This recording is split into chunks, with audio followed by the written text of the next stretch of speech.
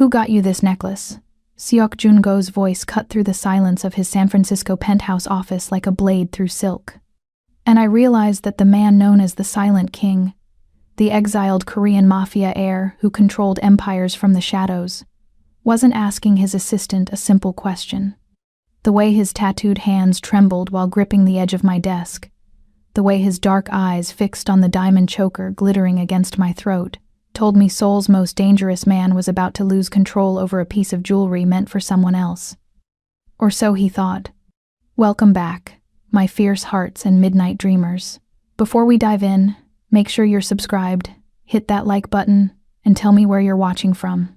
I love seeing our little dark romance family stretch across cities, countries, and time zones. Every click, every comment, every bit of love you leave here helps us keep unraveling these dangerous love stories and high-stakes betrayals together. So find your quiet place, dim the lights, and get ready. Let's begin. Anna Phillip was admiring the necklace in her reflection when she felt his eyes on her.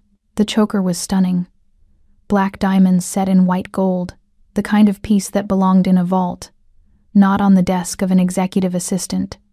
It had arrived 30 minutes ago in a black velvet box with no card, no signature, just a date engraved on the clasp's interior. The 3rd of October 2023. Her first day at Seok Tech, she'd assumed it was from him. An anniversary gift for 2 years of managing his empire, of being the only person who could anticipate his needs before he voiced them, of ignoring the blood she sometimes found on his knuckles Monday mornings. Jun-go wasn't sentimental, but he noticed things. The exact temperature she preferred her office, the specific pen she used for notes, the way she took her coffee even though she never drank it in front of him. This necklace felt like acknowledgement, like being seen.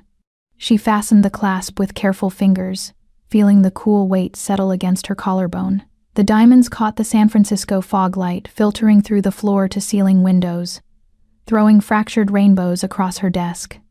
Behind her, the city sprawled indifferent and glittering.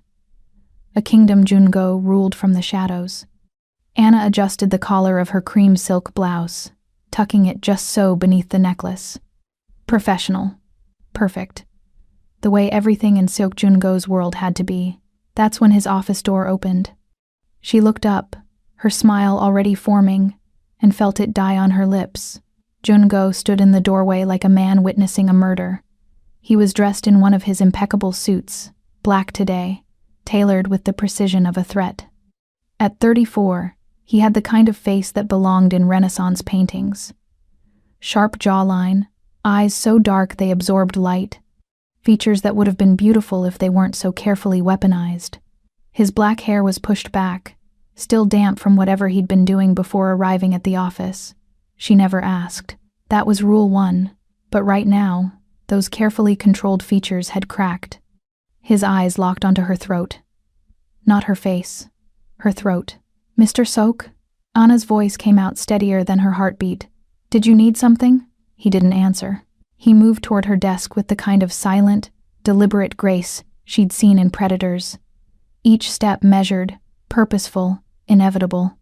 The tattoos she knew covered his chest and arms were hidden beneath the suit, but she could see the dragon's tail that crept above his collar, the ink seeming to writhe with each breath he took. When he reached her desk, he stopped. His hands, those elegant, dangerous hands, gripped the edge of her workspace so tightly she heard the wood creak. His eyes were still fixed on the necklace. Who got you that? His voice was soft, lethally soft, the tone he used right before someone disappeared from the company, from the city, from existence. Anna's pulse kicked against the diamonds. I'm sorry? The necklace. He didn't blink, didn't move. Everything about Seok Jun-go was precision and control. But right now, she could see cracks in the armor. Who gave it to you? Heat crept up her neck, mixing with something that felt dangerously like fear. This was none of his business. Her personal life was supposed to be separate. Completely separate. That was Rule 3. The rule that kept her sane in this beautiful, dangerous orbit around a man who made billion-dollar deals in boardrooms and erased problems in basements, I thought. She hesitated, searching his face for some clue to his rage. "I thought it was from you." Something shifted behind his eyes. Not relief. Something worse. Something that looked like terror. "You thought." He cut himself off, his jaw working. Then, before she could stop him, his hand shot out. His fingers closed around the necklace. "Mr. Seok, don't," he yanked. The choker didn't break. Instead, a sound filled the office. A soft electronic beep, followed by the whisper of machinery activating. A tiny LED on the clasp flared red. Jungo froze, his fingers still touching her skin, his face draining of color in a way she'd never seen. She'd watched this man stare down armed rivals without flinching. She'd seen him negotiate hostile takeovers with a smile. She had never seen him afraid. "Don't move," he whispered, his thumb pressing against her pulse point, feeling her heartbeat thunder against the diamonds. "Anna, don't move." The beeping continued, soft, rhythmic, patient, like a countdown. Anna Phillip had 3 rules for surviving Seok Jungo. She was about to learn that rules only worked when both people were playing the same game. And Jungo had been playing a different game entirely, one where she'd been a target long before she'd ever walked into his world. The beeping stopped. Jungo's hand remained frozen against her throat. His thumb pressed to her pulse point with a tenderness that contradicted the violence in his eyes. Anna could feel the warmth of his skin bleeding through the cold metal of the diamonds, could smell the rain and ozone that clung to him like a second skin, the scent that always meant he'd been somewhere she wasn't supposed to ask about. Step back from the desk. His voice was empty, void. The voice he used when bodies needed to disappear. Slowly. "Don't touch the necklace again." Anna's legs trembled as she stood, her cream blouse suddenly feeling too thin, too exposed. The diamonds sat heavy against her collarbone, their weight now suffocating rather than elegant. "Jungo, what's happening?" He didn't answer. Instead, he moved to his office door and pressed something on his phone. Within seconds, the glass walls of the executive suite darkened, smart glass shifting from transparent to opaque black. The San Francisco skyline vanished, replaced by isolation. The elevator dinged. 3 men emerged, moving with the kind of coordinated silence that spoke of military training and worse. Anna recognized them, the ones who came in the black SUVs, the ones who called Jungo Hyungnium instead of Mr. Seok, the ones whose suits couldn't quite hide the bulk of concealed weapons. Rule 1. Never ask questions about the men in black SUVs. She'd just broken Rule 1 by existing in the same space as them during daylight hours. "Lock it down," Jungo said, without looking at them. "No one in or out. Pull the surveillance footage from the last 72 hours. I want to know every person who came within 50 feet of this floor, every delivery, every goddamn breath taken near this office." The average person in San Francisco was captured on camera roughly 70 times a day. Anna had read that statistic once, thinking it was invasive. Now she understood. Jungo's paranoia wasn't madness.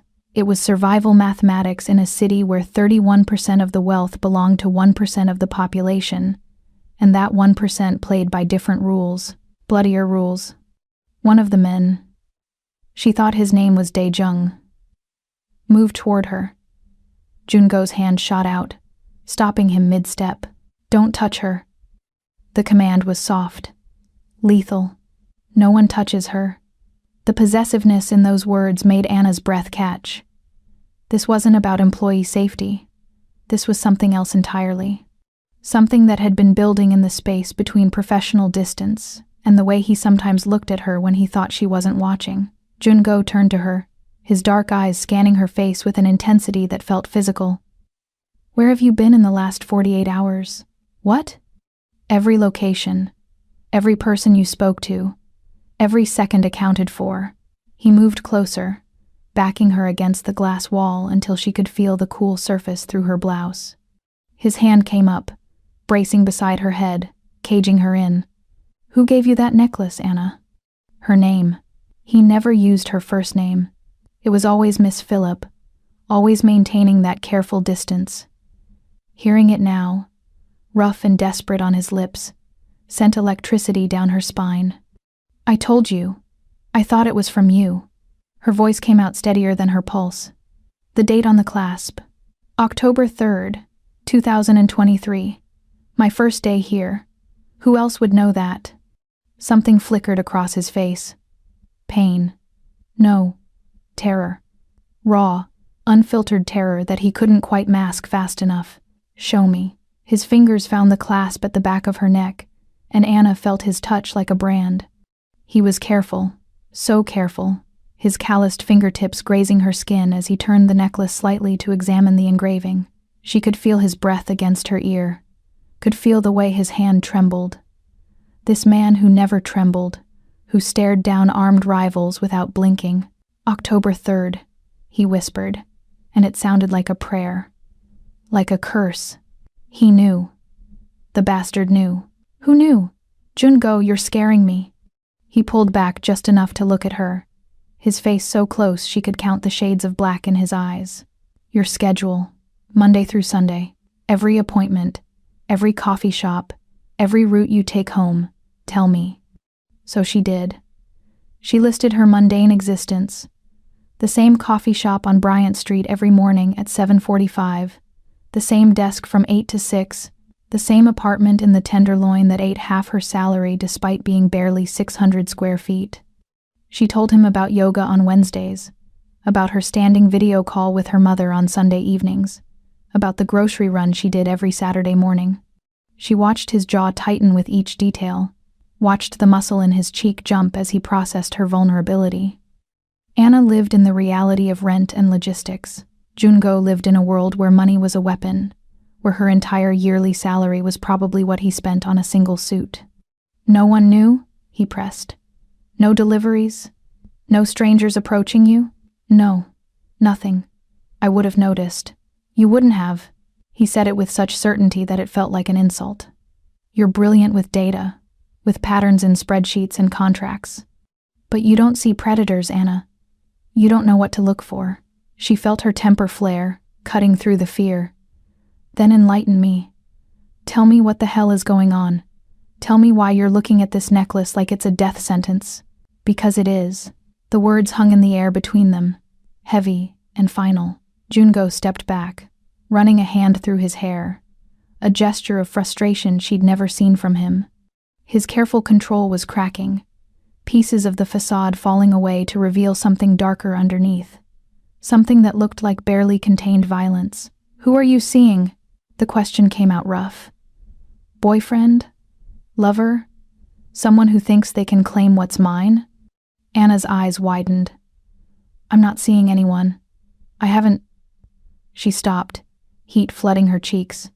She hadn't dated anyone since taking this job, hadn't had time, hadn't had interest.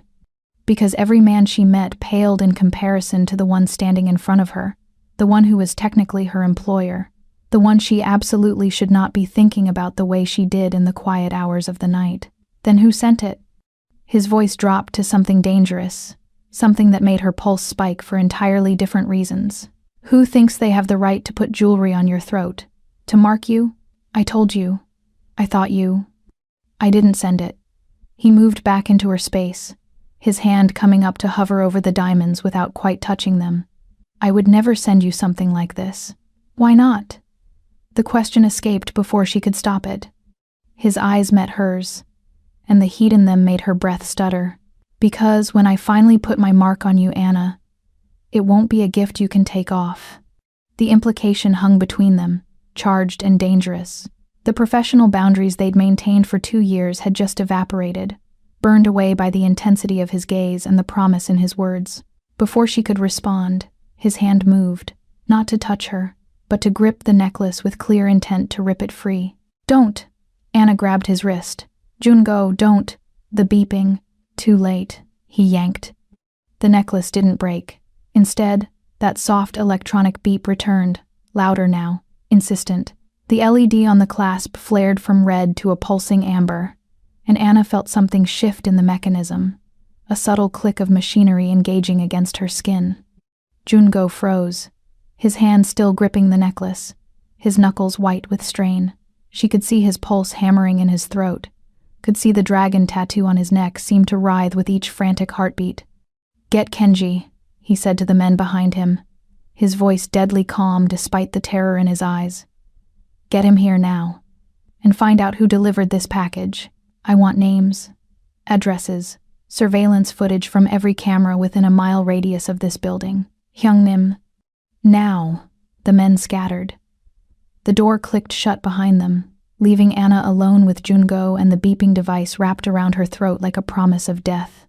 His hand was still frozen on the necklace, still touching her. She could feel each of his fingers pressed against her skin, could feel the tremor running through him that he couldn't quite control. Anna. Her name again. But this time it sounded like an apology, like a goodbye. "I need you to stay very still. Can you do that for me?" She nodded, not trusting her voice. "Whatever happens, whatever you learn about me in the next few hours." He stopped, his jaw working. "I'm sorry. I'm so goddamn sorry." "For what?" He finally released the necklace, but his hand didn't move away. Instead, his fingers traced the line of her jaw with a gentleness that made her heart ache. "For bringing you into my world," he said quietly. "For making you a target.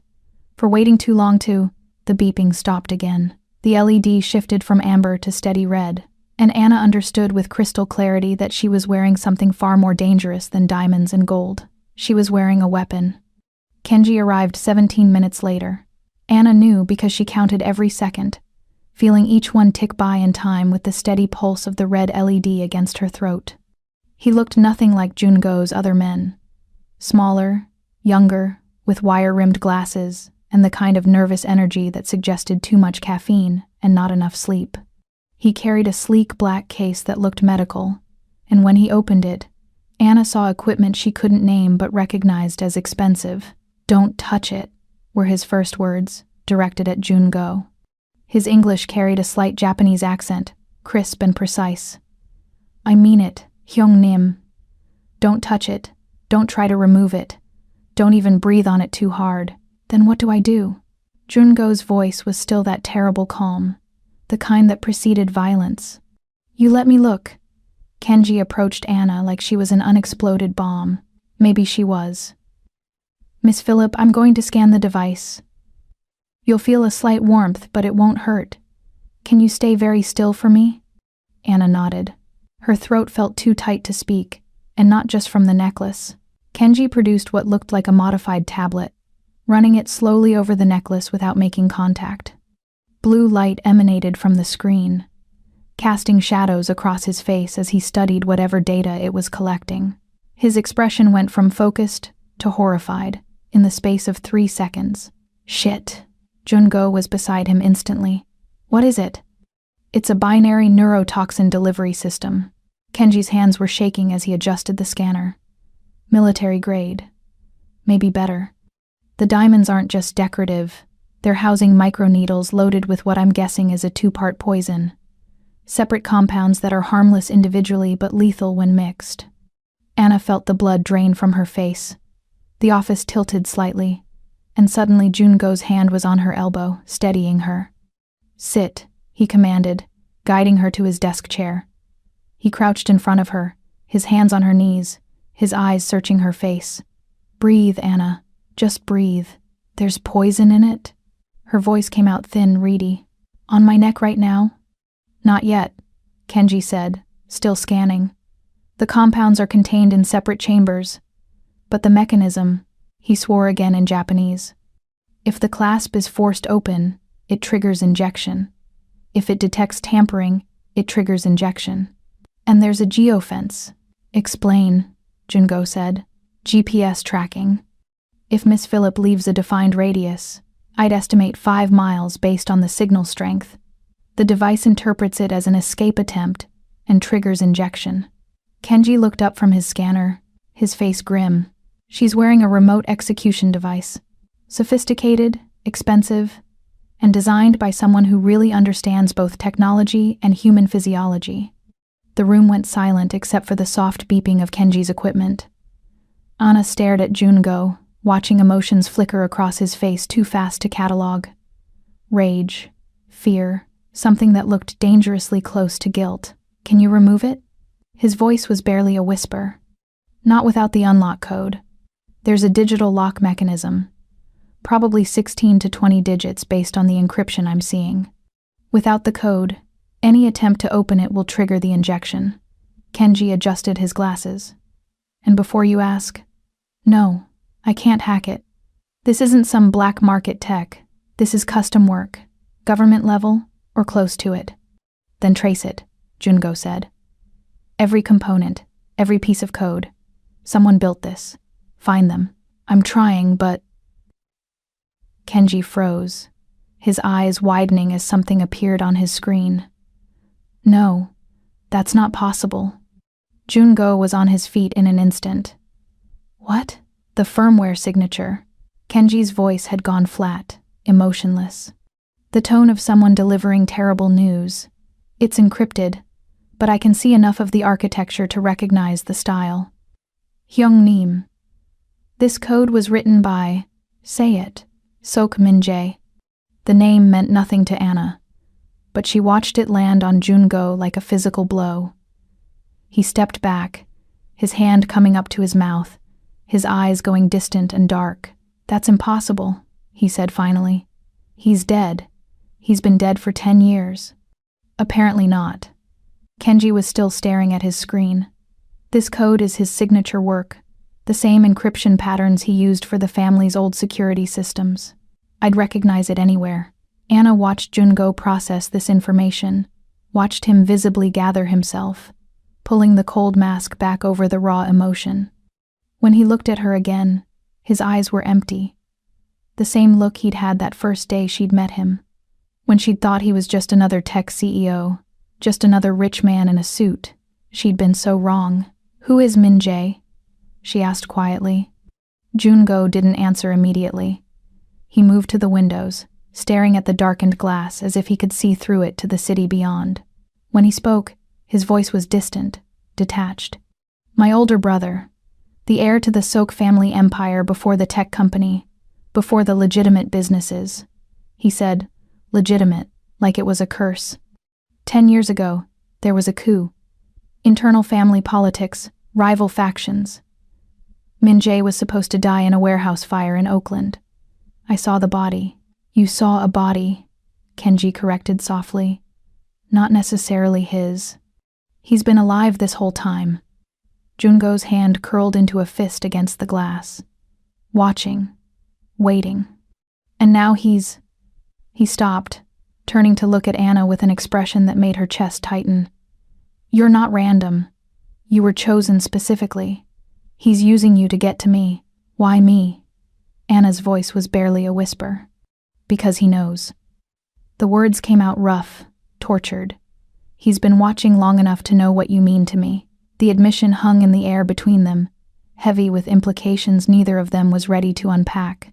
Anna felt heat flood her face, felt her heart stutter against her ribs. Hyung-nim, Kenji interrupted gently. There's more. The device has a battery life of approximately 48 hours. After that, the failsafe triggers automatically. Failsafe? Anna heard herself ask. If the battery dies, the device interprets it as tampering and triggers injection. Kenji looked at his watch. Based on the charge level I'm reading, I'd estimate you have 46 hours and 32 minutes before that happens. 2 days. She had 2 days to live unless they found Jungo's supposedly dead brother and got an unlock code from him. Anna felt something shift inside her, the fear crystallizing into something harder, sharper. She'd spent 2 years being professional, being perfect, being the ideal assistant.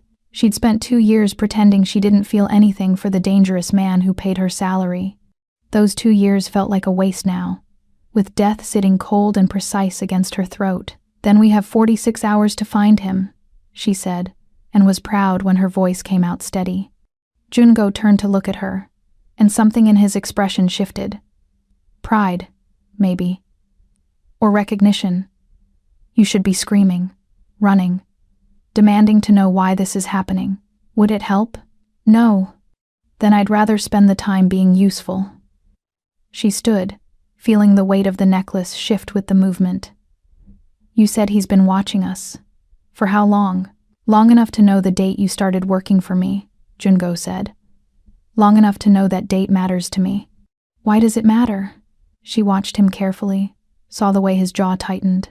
Because in San Francisco's tech sector, Asian Americans make up 28% of the professional workforce, but hold less than 14% of executive positions. I built SoCTech to be different. I wanted the best, regardless of background. He paused. You walked into my life on October 3rd with a portfolio that made every other candidate look amateur. You were brilliant, fierce, and you looked at me like I was just another boss, not the silent king of San Francisco's underworld. That date is the day I started counting my life in terms of before and after.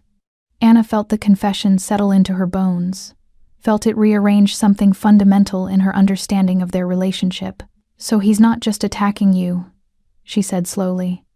He's attacking us. There is no us, Jungo said, but his eyes said otherwise. There can't be. Why not? She moved toward him, watching him tense.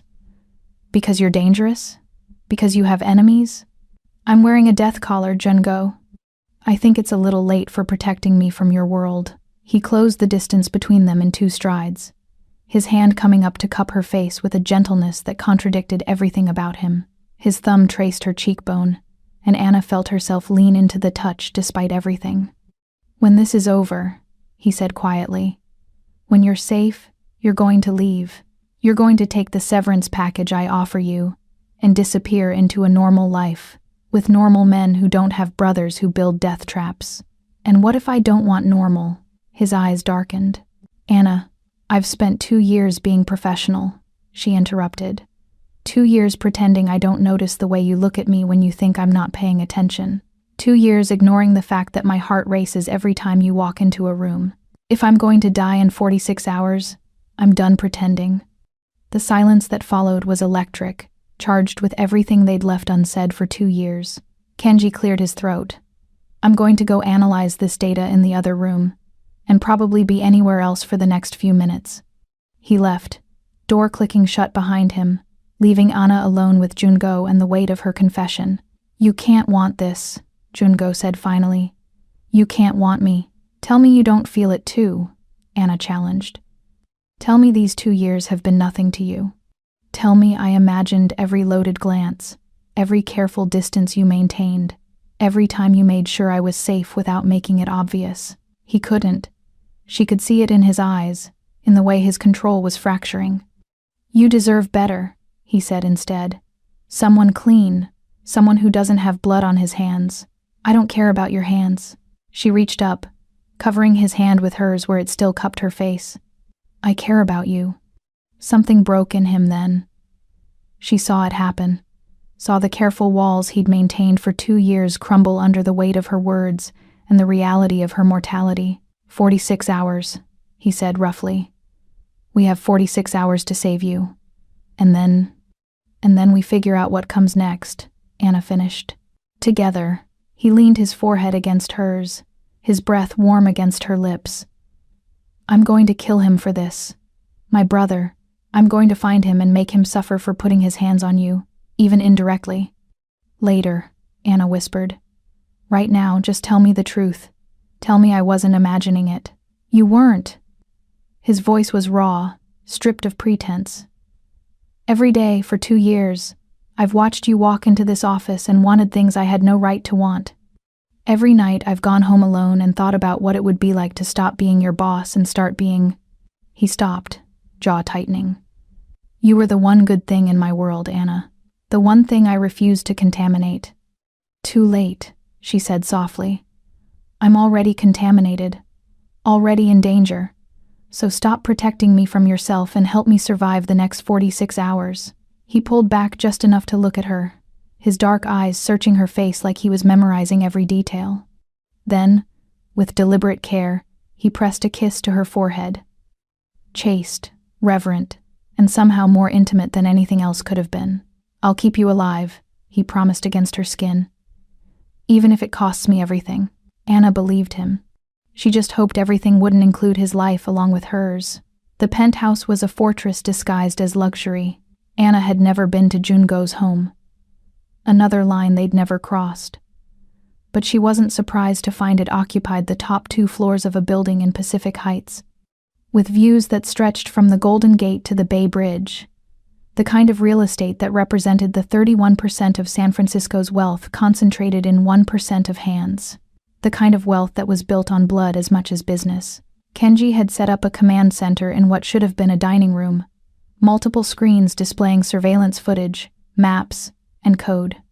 Jungo's men moved through the space like shadows, speaking in low voices, checking weapons with the casual efficiency of people who did this for a living. Anna sat on a leather sofa that felt like it belonged in a museum, trying not to think about the countdown ticking away on her neck. 44 hours and 17 minutes, according to Kenji's latest scan. The door opened. Anna looked up, expecting another one of Jungo's security team. Instead, she found herself staring at the most beautiful woman she'd ever seen. She moved like water, graceful and inevitable, her black dress clinging to curves that belonged in fashion magazines. Her hair was swept up in an elegant twist, her makeup flawless, her whole presence screaming the kind of refined wealth that Anna could never hope to achieve on an assistant's salary. Even one as generous as Jungo paid. The woman's eyes found Jungo across the room, and something in her expression softened. Familiarity. Intimacy. Jungo, she said, and even her voice was perfect. Low, melodic, speaking his name with an ease that Anna had never allowed herself. Jungo looked up from the tactical map he'd been studying with Dae-jung. His expression didn't change, but Anna saw him tense, saw something flicker across his face too fast to read. Yuna. He said it like a warning. The woman, Yuna, crossed to him without hesitation, her hand reaching out to touch his arm with casual possession. I came as soon as I heard. Are you hurt? I'm fine. Are you? Yuna's eyes scanned him like she had the right, like she'd done it 1,000 times before. Kenji said there was an incident. He said. Her gaze shifted to Anna, taking in the necklace with sharp focus. Is that it? Yes. Yuna moved toward Anna before she could process what was happening. She crouched in front of the sofa, her eyes level with Anna's, studying the diamonds with the kind of clinical interest that suggested education and experience. Don't touch it, Jungo said sharply. I wasn't planning to. Yuna's attention never left the necklace. Binary delivery system? Neurotoxin? How did you? Because I know Min-jae's work. She said it simply, like discussing a mutual acquaintance.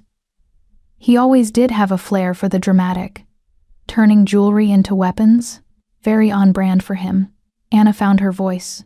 Who are you? Yuna's eyes met hers, and Anna saw intelligence there, cold and calculating.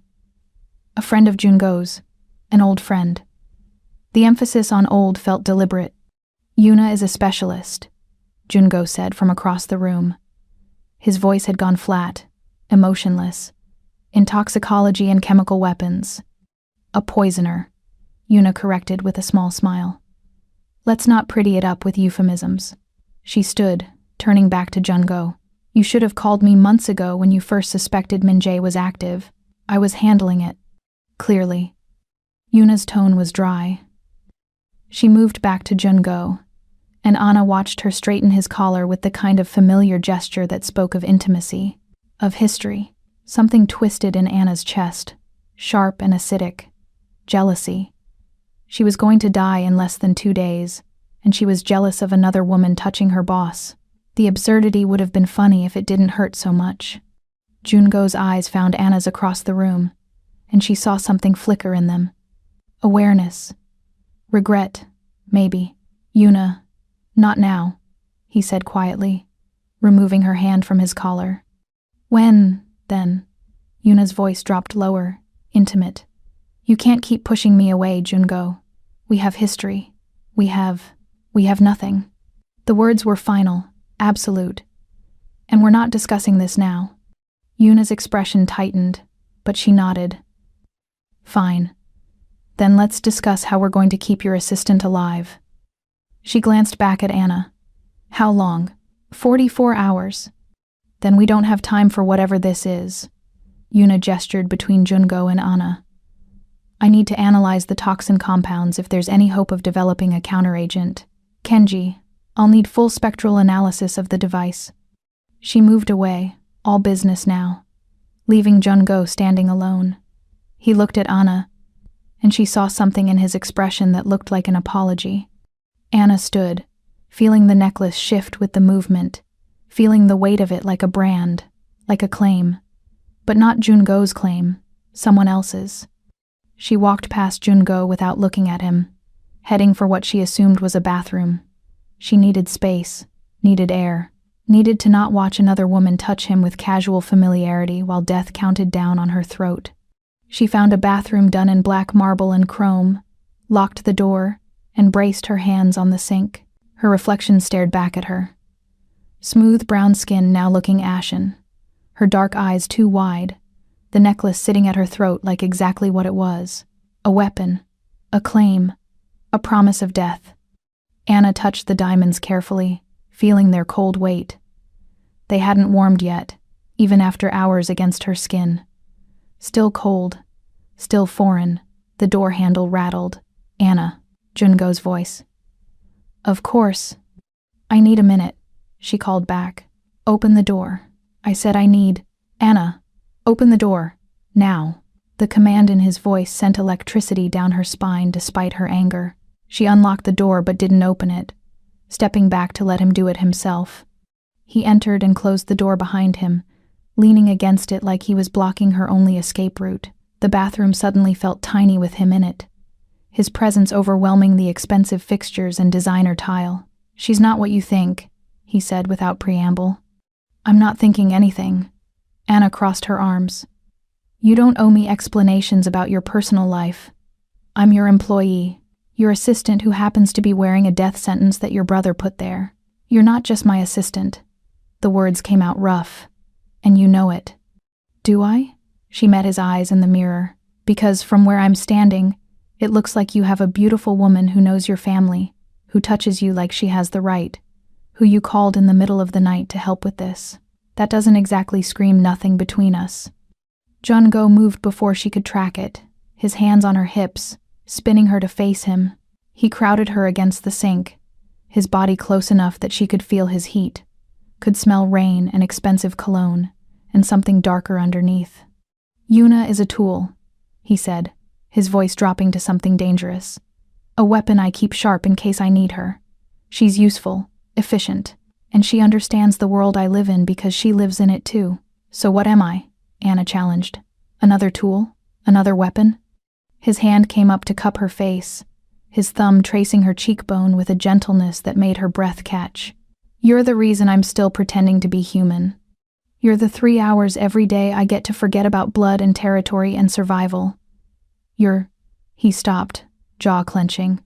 You're everything I can't have, can't or won't. Both. He leaned in closer, his forehead almost touching hers. Yuna knows what I am. She's seen me kill. She's helped me dispose of bodies. She understands that the man standing in front of you right now has done things that would make you run screaming if you knew the details. Then tell me, Anna whispered. Tell me the worst thing you've ever done. Let me decide if I'm running. His eyes searched hers, dark and fathomless. When I was 23, I killed 4 men in a warehouse in Oakland. They'd betrayed my father, stolen from the family. I used a knife because guns are too quick, too impersonal. I wanted them to know exactly who was ending them and why. He said it without emotion, without inflection. One of them begged. Offered me money, information, anything. I killed him last, slowly, while his friends' bodies cooled around him. Anna felt the confession settle into her bones, felt the weight of it.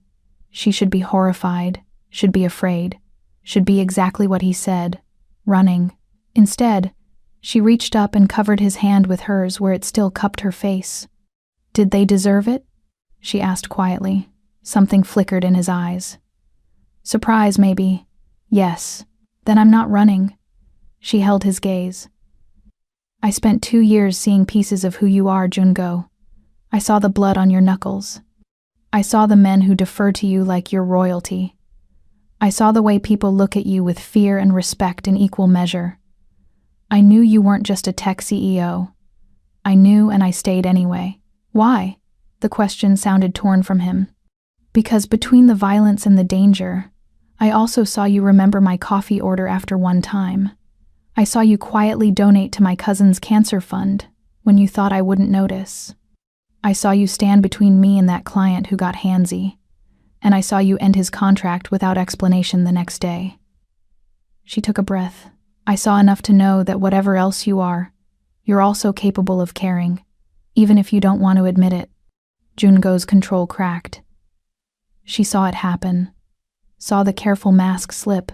He pulled her against him, his arms wrapping around her like he could shield her from the world, from his brother, from death itself. "I didn't bring Yuna here to replace you," he said against her hair. "I brought her here because I suspected months ago that Min-jae might be alive. I hired her to teach me about poisons, about antidotes, about how to keep someone alive if they were infected with something designed to kill them. I hired her because I was terrified something like this might happen and I wanted to be prepared." Anna pulled back enough to look at him. "You've been preparing to save me for months?" "I've been preparing to save you since the day you walked into my life." His hand came up to hover over the necklace, not touching it, just acknowledging it. "Because some part of me knew that caring about you would make you a target, knew that my enemies would see what you mean to me and use it. I should have fired you, should have sent you away before anyone noticed. But I'm selfish, Anna. I wanted you close even knowing it would put you in danger." "Stop," she said firmly. "Stop blaming yourself. Your brother did this, not you. I made you vulnerable by caring about you. Then care about me by keeping me alive." She grabbed his hand, pressing it against her chest so he could feel her heartbeat. "I have 44 hours left. Don't waste them on guilt. Waste them on finding your brother and getting that unlock code."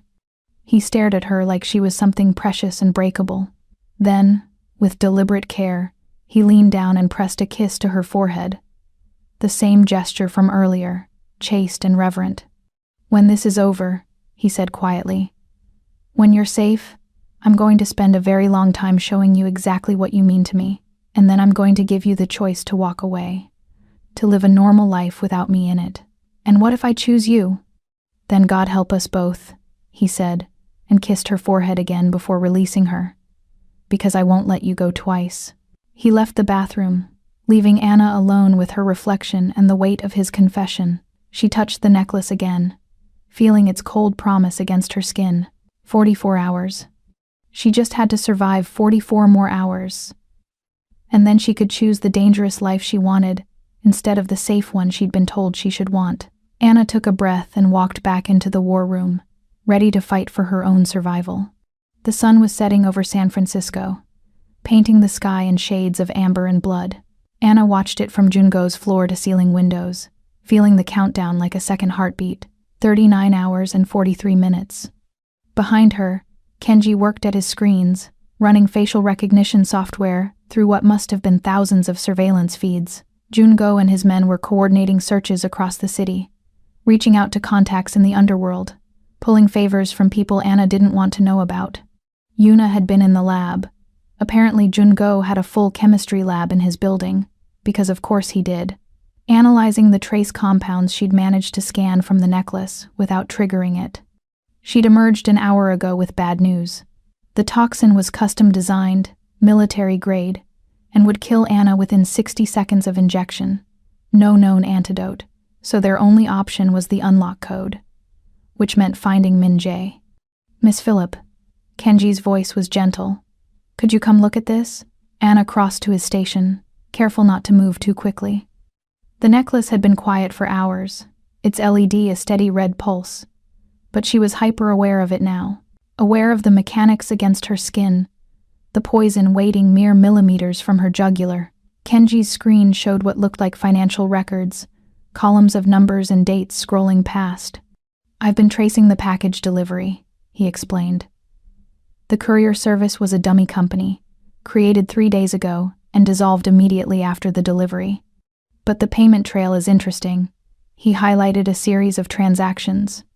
The money originated from an account in the Cayman Islands, but before that, it passed through a series of shells. I managed to trace it back to its source. He pulled up another screen.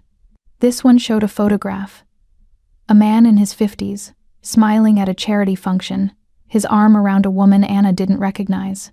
"Who is that?" she asked. According to the metadata, his name is James Phillip. Kenji glanced at her. Any relation? The world tilted. Anna gripped the desk to stay upright, staring at the photograph of a man she'd spent most of her life trying to forget. Her father. The man who'd left when she was 12, walking out with barely a word and never looking back.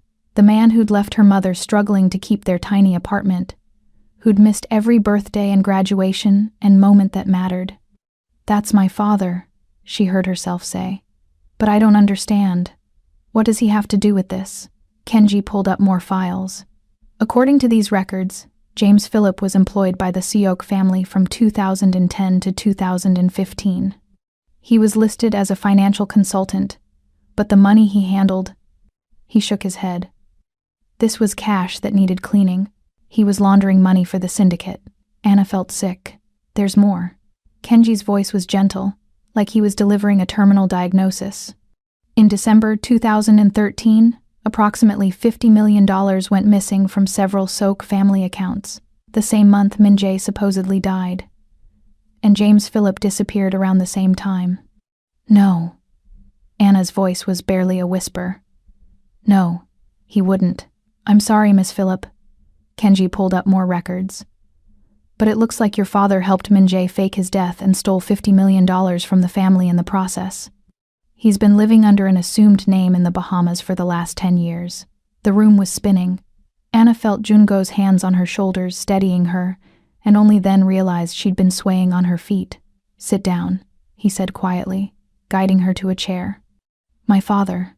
The words tasted like ashes. "My father worked for your family. My father stole from you. Anna. That's why I'm wearing this." She touched the necklace with shaking fingers. "I'm not collateral damage. I'm not even a pawn. I'm payment. Interest on a debt my father left behind." The math was brutal in its simplicity. Her father had stolen $50 million and disappeared, leaving her behind to grow up in poverty, to struggle through college with loans and scholarships, to fight for every opportunity. And now his debt was literally wrapped around her throat, counting down to payment in blood. He knew. Anna looked up at Jungo, feeling tears burn behind her eyes. "When I applied for the job here, when I started working for you, my father knew who you were. He knew I'd be working for the family he stole from. We need to find him," Jungo said, his voice carefully controlled. "If Min-jae has been in contact with your father, he might know where my brother is hiding. Or my father is hiding with him?" Anna felt something hard and cold settle in her chest. They worked together before. Why not now? Kenji pulled up another file.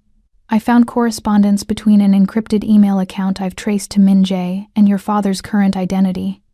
The most recent message was sent 3 days ago. It says, 'Package delivered. The girl has no idea. How long before you make your move?' 3 days ago." Right before the necklace arrived at her desk. "He knew," Anna whispered. "My father knew Min-jae was going to kill me, and he helped anyway." The betrayal cut deeper than the death sentence. Her father had abandoned her once when she was a child. Now he was helping murder her for money he'd already stolen. Jungo crouched in front of her chair, his hands coming up to frame her face, forcing her to look at him. "We're going to find them. Both of them. And we're going to make them pay for this." "I don't care about payment." Anna's voice came out steady despite the tears she could feel threatening. "I care about surviving. I care about not dying because of debts I didn't even know existed." "You're not dying." Jungo said it like a command, like he could will it into reality through sheer force of conviction. "I won't allow it. You don't get to decide." "Yes, I do." His thumb wiped away a tear that had escaped despite her best efforts. "You're mine to protect, Anna. You have been since the day you walked into my office. Your father's debts aren't yours. His sins aren't yours. And you sure as hell aren't paying for them with your life." "Min-jae clearly disagrees," she said bitterly. "Then I'll kill him." Jungo said it with the same casual certainty most people use to discuss the weather. "I should have done it 10 years ago. I should have made sure he was actually dead instead of trusting a body in a burned-out warehouse." Yuna appeared in the doorway. "I have something." She looked between Jungo and Anna, reading the tension. The email correspondence Kenji found includes GPS coordinates embedded in the metadata. Sloppy work, honestly. Min-jae must have gotten arrogant. Where? Jungo stood, his hand still on Anna's shoulder. Oakland. An abandoned warehouse district near the port. Yuna crossed to Kenji's station, pulling up a map. Same area where the coup happened 10 years ago. He's gone back to the beginning. It could be a trap, Daejung said from across the room. It definitely is a trap, Jungo agreed. But we don't have a choice. We have... He glanced at Anna. How long? 38 hours and 12 minutes, she said quietly. Jungo's jaw tightened. Then we spring the trap. Kenji, I want full tactical planning. Daejung, assemble the team. We go in tonight. You're not going, Anna said suddenly. Everyone turned to look at her. Anna. You're not going, she repeated, standing to face him. This is exactly what he wants. He put this necklace on me to draw you out. He's been waiting 10 years for a chance to finish what he started. If you walk into that warehouse, you're giving him exactly what he wants. And if I don't, you die. Then let me die. She said it calmly, rationally, watching his face go white. I'm serious. One life versus whatever damage your brother can do if he kills you and takes over your territory. The math isn't difficult. Jungo moved before she could process it, his hands on her arms, pulling her against his chest. Don't. His voice was raw, stripped of all control. Don't you dare suggest that. Don't you dare make me choose between your life and anything else, because you will win every time. Do you understand me? Every time. Anna felt his heartbeat against her cheek, felt the tremor running through his hands where they gripped her. This was Jungo without the mask, without the careful distance. This was the man underneath the Silent King. I don't want you to die for me, she whispered. And I don't want to live in a world without you in it. He pulled back enough to look at her, his dark eyes intense. So we're both going to survive this. We're going to walk into that warehouse, get the unlock code, and walk back out, together. You can't promise that. Watch me. He released her, turning to his team. We go in at midnight. I want 3 entry points covered, snipers on the high ground, and every exit sealed. If Min-jae is in that warehouse, he's not leaving it alive. Anna watched him shift back into command mode, watched him plan an assault with the same precision he used for corporate acquisitions. She thought about her father, hiding somewhere with Min-jae, helping plot her death for money. She thought about the little girl she'd been, waiting by the window for a father who never came home. That little girl had learned to be strong, to be independent, to need no one. She'd built walls around her heart and told herself she was fine alone. But she wasn't alone anymore. She had Jungo, with his blood-stained hands and his dragon tattoos and his absolute conviction that he could save her. She had 38 hours left, and she was going to spend them fighting beside him, not hiding behind him. I'm coming with you, she said suddenly. Jungo turned. Absolutely not. It's my life on the line. My father involved. I'm coming. Anna, you said I was yours to protect. She moved toward him, holding his gaze. That goes both ways. You're mine too, Jungo, and I'm not letting you walk into a trap alone while I sit here and wait to see if you come back. Something shifted in his expression. Not agreement, but understanding. Recognition of the fact that she wasn't going to back down. She has a point, Hyungnim, Kenji said quietly. Min-jae expects you to come alone or with your men. He won't expect Miss Phillip. That might give us an advantage. Or it puts her in more danger, Jungo countered.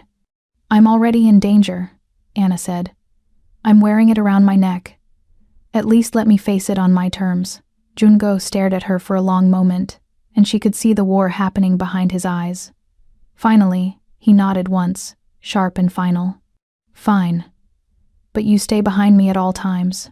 You don't engage, you don't take risks, and if I tell you to run, you run. Understood?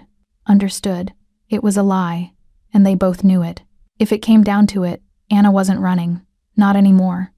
She'd spent her whole life running from her father's abandonment, from poverty, from vulnerability. She'd spent 2 years running from her feelings for Jungo, pretending she could maintain professional distance from a man who'd rewritten her definition of desire. She was done running. 38 hours left, and she was going to spend them fighting. They didn't go to Oakland at midnight. At 10 p.m., Kenji's equipment started beeping urgently, and the LED on Anna's necklace shifted from steady red to a pulsing amber. "What's happening?" Jungo was at her side instantly, his hand hovering over the device. "The sensors are malfunctioning." Kenji was scanning frantically. No, not malfunctioning. They're recalibrating. I think the device is adapting to her biometrics. Explain. Now. It's measuring her heart rate, body temperature, stress hormones. Kenji's face was grim. It's learning her baseline so it can detect anomalies. What kind of anomalies? Anna asked, though she already knew the answer made her chest tight. If your heart rate drops below 40 beats per minute, the device will interpret it as death or unconsciousness and trigger the injection. Kenji met her eyes. You can't sleep, Miss Phillip. If you fall asleep, it will kill you. The words hung in the air, heavy and final. How long can a person stay awake? Jungo's voice was carefully controlled. 3 to 4 days before cognitive function breaks down completely. 5 to 6 before hallucinations start. 7 before. Kenji stopped. She has 36 hours left on the battery, but she won't make it that long if she can't sleep. Jungo's hand curled into a fist. There has to be a way to fool the sensors, not without triggering them. The technology is too sophisticated. Kenji adjusted his glasses. I'm sorry, Hyungnim. The math doesn't work. Even if we get the unlock code in Oakland tonight, Miss Phillip won't be functional enough to. Then we keep her awake. Jungo's tone left no room for argument. Whatever it takes. He turned to Anna, and she saw something in his eyes that made her breath catch. Not just determination, something darker, more desperate. Come with me, he said quietly. He led her away from the war room, past Yuna's lab, to a section of the penthouse Anna hadn't seen. A bedroom, his bedroom, she realized, decorated in shades of black and gray with floor-to-ceiling windows overlooking the city. The bed was massive, modern, and suddenly seemed to dominate the space. Jungo closed the door behind them, leaning against it like he was blocking the world out. You can't sleep, he said, which means I need to keep you awake. Keep your heart rate elevated, your system stimulated. Coffee? Anna tried for lightness and failed. Not enough. He pushed off the door, moving toward her with that predatory grace she'd come to recognize. I need to keep you present, alert, feeling. I need to override your body's desire to rest. Anna's pulse kicked up, and she wondered if the necklace was measuring it, cataloging this new spike. How? Jungo stopped in front of her, close enough that she could feel his heat. By giving you something more compelling than sleep to focus on. His hand came up to cup her face, thumb tracing her lower lip with deliberate care. Anna felt electricity shoot down her spine, felt her body respond to his proximity in ways she'd been suppressing for 2 years. I'm going to tell you things, he said quietly. True things I've never said out loud. And every time you look like you might drift, every time your eyes get heavy, I'm going to bring you back. Whatever it takes. Do you trust me? Anna thought about the question. Thought about this man who'd killed 4 people in a warehouse, who commanded an underground empire, who'd been planning to save her life for months without telling her. Yes, she said simply. Something flared in his eyes. Relief, maybe, or desire. He guided her to sit on the bed, then dropped to his knees in front of her, his hands on her thighs, his face level with hers. The first time I saw you, he began, his voice low and intimate. You were wearing a gray suit and carrying a portfolio that was held together with duct tape. You walked into my office like you owned it, looked me in the eye, and told me that my company's branding was adequate but uninspired. Do you remember? Anna nodded. She'd been terrified during that interview, but she'd also been broke and desperate enough to be honest. I hired you before you finished your presentation, Jungo continued. Not because of your portfolio, though it was brilliant. I hired you because you looked at me like I was just another boss, not the silent king. You didn't flinch when I walked into the room. You didn't show fear. You showed confidence and competence and fire. His hands tightened on her thighs. And I knew in that moment that you were dangerous to me. Dangerous how? Her voice came out breathy. Because I wanted you immediately. Wanted to know what that confidence tasted like. Wanted to see if I could make you flinch by choice instead of fear. His thumb traced circles on her inner thigh through her slacks. But I also knew you deserved better than a man like me.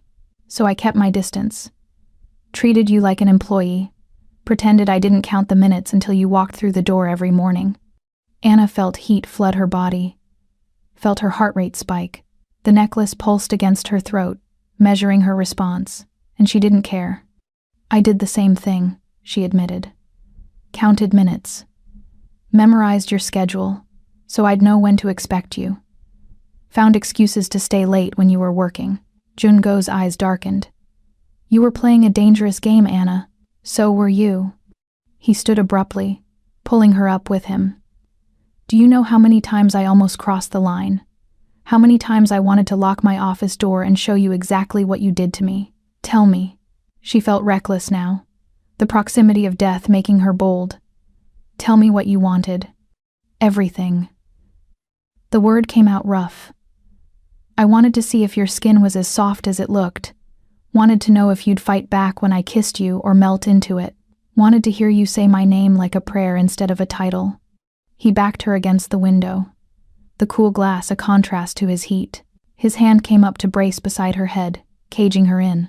I wanted to take you on my desk, he continued, his voice dropping to something raw and dangerous.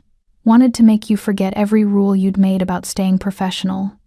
Wanted to ruin you for normal men, for safe choices, for anything that wasn't me. Anna's breathing was ragged now, her whole body hyper-aware of his proximity. Why didn't you? Because you deserved the choice. Deserved to come to me without power dynamics or pressure. Deserved to know what you were getting into before you committed. His thumb traced her jawline. But now you're here, wearing death around your throat, and I'm done pretending I don't want you. Done maintaining distance. So I'm going to keep you awake, Anna, and I'm going to do it by showing you exactly what these 2 years could have been. He kissed her. It wasn't gentle or tentative. It was possession and desperation, and 2 years of restraint shattering like glass.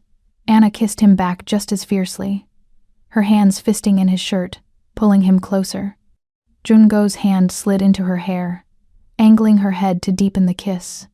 His other hand found her hip, pulling her against him so she could feel exactly what effect she had on him. When they finally broke apart, both breathing hard, Anna felt more awake than she had in hours. Your heart rate is elevated, Jungo said against her lips. Good, let's keep it that way. He kissed her again, slower this time, deliberate. His mouth moved from her lips to her jaw, to the spot just below her ear that made her gasp. He was careful around the necklace, never touching it, working around the death sentence with the same precision he brought to everything. Tell me to stop, he murmured against her throat. And I will. Tell me this is too much, and we'll find another way to keep you awake. Don't stop. Anna pulled him back to her. Please don't stop. So he didn't. He kept her awake with kisses and confessions, with stories about the things he'd wanted to do during those 2 years of professional distance. He kept her present with touch that never quite crossed into explicit but lived in the space between promise and fulfillment. Every time her eyes grew heavy, he'd shift tactics. A new revelation, a different touch, something to spike her adrenaline and pull her back from the edge of sleep. I used to watch you take notes during meetings, he said hours later, his fingers tracing patterns on her arm. You had this habit of biting your lower lip when you were concentrating. It drove me insane. I'd sit through entire presentations thinking about what it would feel like to bite that lip myself. Anna felt heat flood her body again, felt the exhaustion trying to pull her under and fought it back. I knew you were watching. Sometimes I did it on purpose. His eyes darkened. Dangerous game. I like danger. She traced the tattoo visible at his collar. The dragon's tail. Show me the rest of it. Jungo hesitated, then slowly unbuttoned his shirt. Anna watched ink emerge, a dragon that wrapped around his torso. Intricate and beautiful, scales rendered in black and gray that seemed to move in the low light. "It's traditional," he explained. "The dragon represents the family, the power. Each scale is a territory we control, a business we own. The head." He turned slightly, showing her how the dragon's head wrapped over his heart. "The head is inked over the place we're supposed to protect. The heart of the empire." Anna reached out, tracing the scales with gentle fingers. "It's beautiful. It's a brand, a claim, a reminder of what I am." He caught her hand, pressed it flat against his chest so she could feel his heartbeat. "But right now, all I want is to forget about empires and territories and focus on keeping you alive. Then keep me awake." She pulled him down to her. "Tell me more secrets, more truths. Make me feel alive." So he did. He told her about the loneliness of being the silent king, about the weight of running an empire built on blood. He told her about the first time he realized he was in love with her. 6 months in, when she'd brought him lunch because she'd noticed he'd been skipping meals during a major acquisition. "You didn't make a big deal of it," he said, his fingers playing with her hair. "Just set it on my desk and went back to work. But it was my favorite meal from a restaurant I'd never told you about. You'd paid attention, remembered, cared enough to notice I wasn't taking care of myself." "Of course I noticed," Anna said. "I always noticed. I know." He kissed her forehead. "That's why I fell in love with you. Because you saw me. Not the king, not the boss. Just me, the man who likes his coffee too hot and skips lunch and sometimes has blood on his knuckles he can't explain." "I love you too." The word slipped out, exhaustion making her honest. "Have for a while now." Jungo went very still. Then his arms tightened around her, pulling her close. "Say it again," he commanded softly. "I love you." Anna looked up at him. "Even knowing what you are, even wearing this." She touched the necklace carefully. "Even if I die in..." She glanced at the clock. 29 hours. "I love you, Jungo." He kissed her like a drowning man finding air, desperate and consuming. When he pulled back, his eyes were bright with something that looked like tears, though she knew he'd never admit it. "You're not dying," he said fiercely. "I won't allow it. We're going to Oakland. We're getting that unlock code, and then I'm going to spend the rest of my life proving I'm worth the faith you have in me." "You already have," Anna whispered. He held her through the night, keeping her awake with stories and touches and promises. Every time exhaustion tried to drag her under, he'd find a new way to bring her back. A confession she hadn't heard, a touch she hadn't felt, a revelation that made her pulse spike and her heart race above that deadly 40 beats per minute. As dawn broke over San Francisco, painting the sky in shades of gold and pink, Anna was still awake. Exhausted but alive. Loved and held and fighting, 28 hours left, and she was going to survive them. Oakland at dusk looked like a painting of urban decay. Rusted shipping containers stacked like forgotten toys. Warehouses with broken windows gaping like missing teeth. The kind of landscape where bad things happened and nobody heard screams. The warehouse district near the port had been slowly dying for a decade, and Minjae had apparently been dying right along with it. Or not dying, as the case turned out to be. Jungo's team had set up a perimeter an hour before sunset. Anna watched from inside one of the black SUVs, Kenji beside her with his equipment, Yuna checking weapons with the calm efficiency of someone who'd done this many times before. 24 hours and 18 minutes left on the necklace. The GPS spoofer Kenji had rigged in the SUV was the only reason she was still breathing. It was currently tricking the device's location sensors, though Kenji had warned that a direct short-range radio signal from Minjae could still override it. Anna's exhaustion was a living thing now, pressing against her consciousness like a physical weight. Jungo had kept her awake through the night, but now her body was screaming for sleep, for rest, for anything that wasn't this constant hypervigilance. The necklace knew. The LED had been pulsing amber for the last hour, warning that her biometrics were approaching dangerous territory. "Stay in the vehicle," Jungo said for the third time, checking his weapon with practiced ease. He was dressed all in black now, no expensive suit, just tactical gear that made him look exactly like what he was. A man built for violence. "We've been over this," Anna said. Her voice sounded thin even to her own ears. And we'll go over it again. He turned to her, his eyes hard. You stay here with Kenji. You don't leave this SUV. You don't take risks. If something goes wrong, Kenji drives you straight to the airport, and you disappear. Jungo. Promise me. He crowded into her space, his hand coming up to cup her face. Promise me that if this goes bad, you'll run. You'll take the money Kenji has for you and start over somewhere my family can't find you. But the necklace, Yuna has been working on a temporary bypass. It'll buy you maybe 6 hours before the failsafe triggers. 6 hours to get far enough away that when it happens, it won't be my brother pulling the trigger. His thumb traced her cheekbone. Promise me, Anna. She looked into his eyes and saw what he wasn't saying. That he didn't expect to survive this. That he was making peace with dying as long as she had a chance to live. No, she said firmly. Anna, no. I'm not promising to run while you die. I'm not spending the last 6 hours of my life without you, wondering if you're alive or dead. We survive together or not at all. Jungo's control cracked. God damn it, Anna, I can't focus on taking down my brother if I'm worried about you dying. I need you safe. I need to know that even if this ends badly, you're going to be okay. Then don't let it end badly. She grabbed his tactical vest, pulling him closer. Go in there, get the unlock code, and come back to me. Don't sacrifice yourself trying to save me. I don't want to live in a world without you in it either. Something in his expression softened. When did you become so stubborn? I learned from the best. She kissed him quickly, tasting coffee and determination. Now go. The sooner you get that code, the sooner we can stop having this argument. Jungo held her gaze for another moment, then nodded once. He touched his forehead to hers, a brief moment of intimacy, then pulled back and turned to his team. Standard formation. Daejung takes point. I want eyes on all exits before we breach. And remember, Min Jae is mine. No one kills him but me. The team moved out with military precision, disappearing into the gathering darkness. Anna watched them go, feeling her heart try to hammer out of her chest. He'll be fine, Kenji said quietly beside her. Hyungnim has survived worse. Has he survived his brother before? Kenji didn't answer, which was answer enough. They waited. Minutes stretched like hours.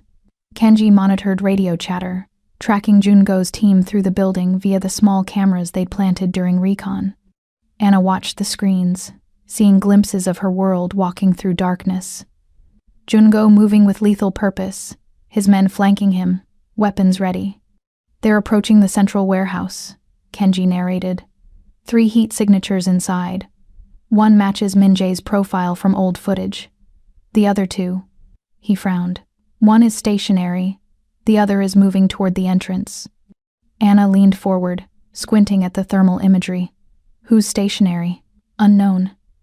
But they're not armed based on the heat signature. They're just... Kenji's eyes widened. They're tied up. Hyungnim, someone's restrained inside. Jungo's voice came through the radio, distorted but clear. Copy that, proceeding with caution.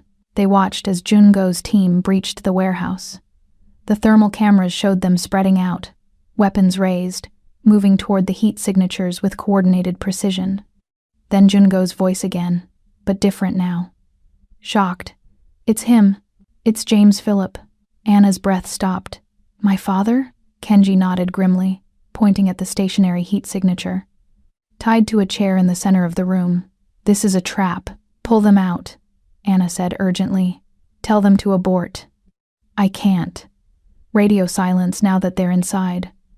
Kenji was typing frantically. The building is lined with signal jammers. I can receive but not transmit. They're on their own.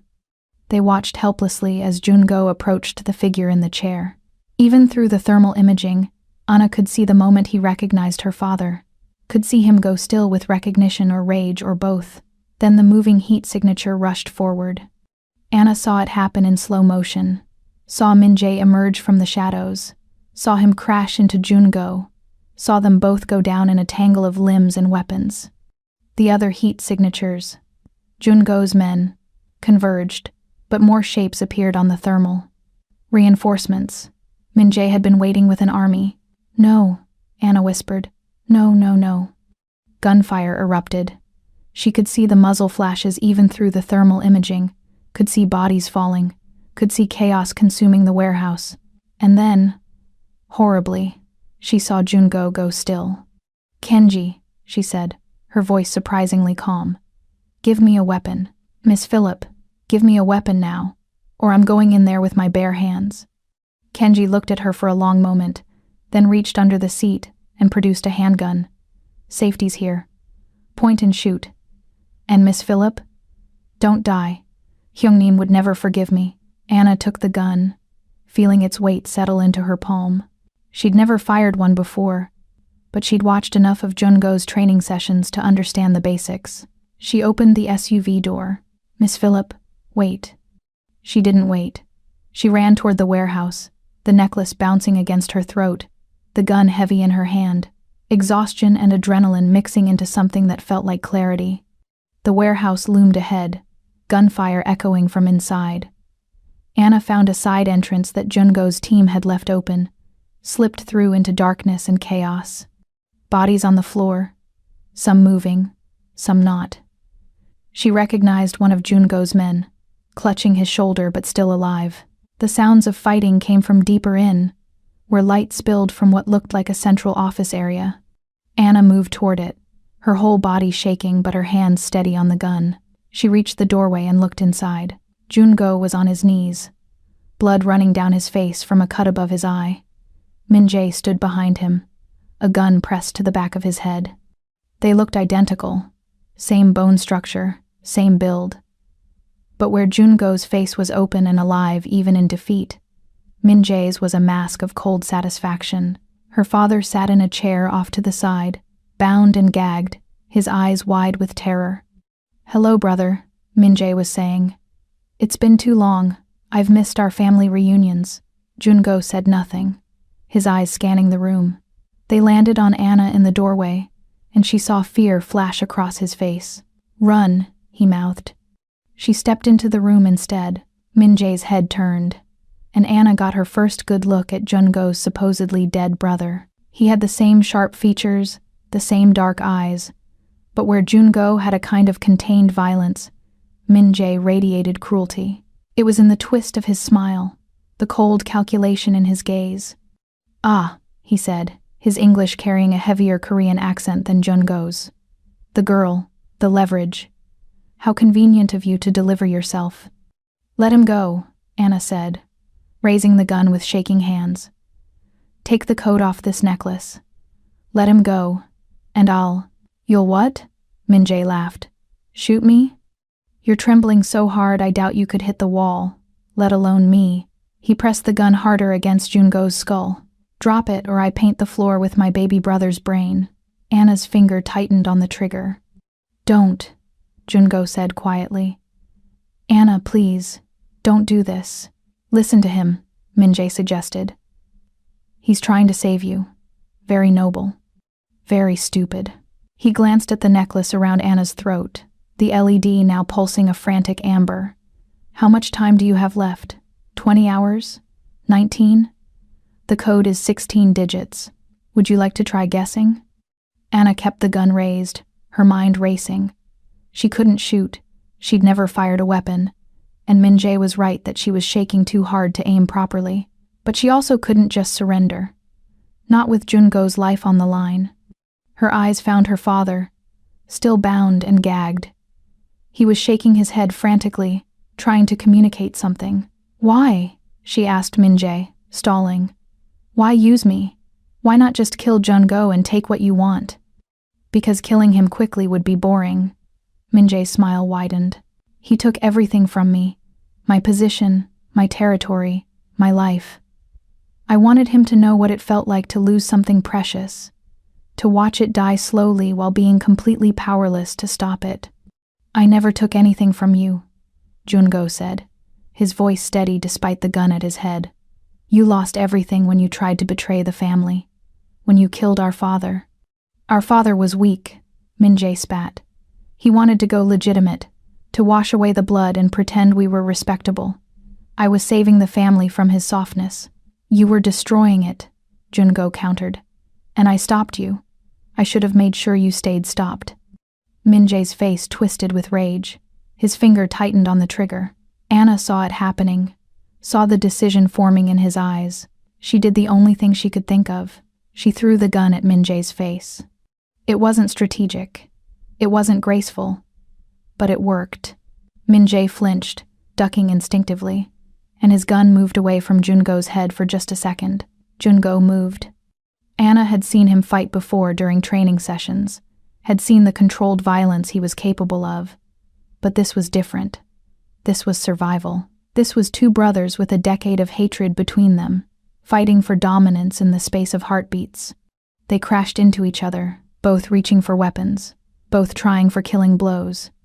Anna scrambled back as they rolled past her, a blur of black tactical gear and desperate violence. A gunshot. Anna's heart stopped, then another. The brothers separated, both on their feet now, both bleeding. Jungo had a gash across his ribs.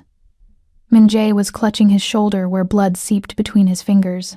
You were always the weaker one, Min-jae panted. Always needing approval. Always trying to do the right thing. It made you predictable. Controllable. And you were always alone, Jungo countered. So focused on power you forgot to build loyalty. That's why your coup failed, Hyung. That's why you've been hiding for 10 years instead of fighting. You have no one. I have enough. Min-jae's good hand moved to his phone, still in his pocket. One button, and the girl's necklace triggers. Do you really want to test my resolve? No, everyone froze. Anna felt the necklace like a brand against her throat, felt the LED pulsing its warning. 19 hours and 43 minutes left, but it wouldn't matter if Min-jae pressed that button.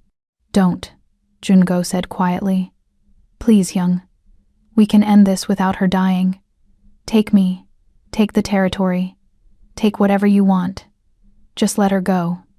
But she's the whole point, Min-jae said. She's the thing that makes you weak. The thing that makes you human. And I can't have you being human, Jungo. I need you dead. His finger moved toward his phone. Anna didn't think.